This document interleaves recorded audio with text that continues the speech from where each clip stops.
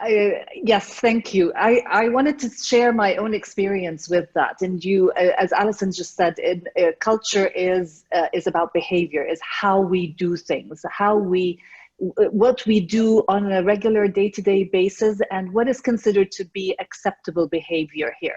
And I found that always comes from the top down. You cannot do it from the bottom up.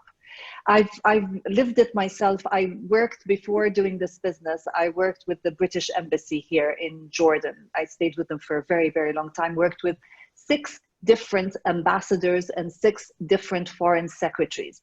Now, I'd say I am the same person. I have my own values, the way that I do certain things.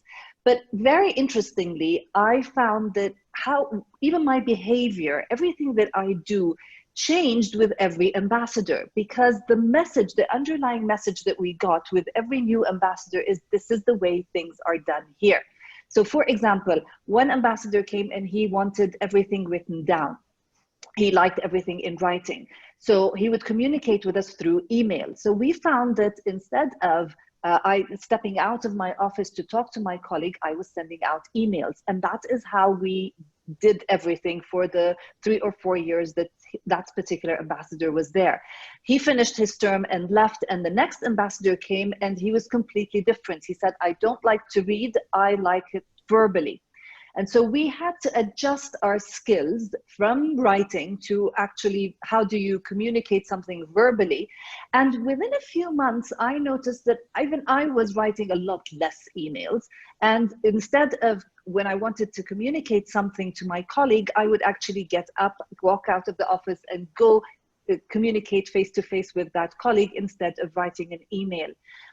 Even what we considered to be important in the work, the focus, was determined by the person at the top.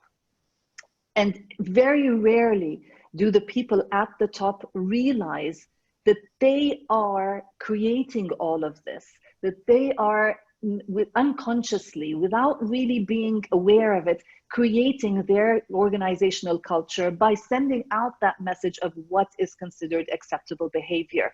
And I keep remembering the saying, you know, what you say shouts so loud, what you do shouts so loud, I cannot hear what you say. It's really what the big monkey does, everybody else follows and does. And that's why it is so important that for the person at the top, the people at the top, whether it's the board, whether it's the CEO, to be consciously aware of every little thing that they're doing, in the way, whether they go into the office to say good morning or not. That is sending a message across the board that this is how things are done here and this is what is acceptable behavior.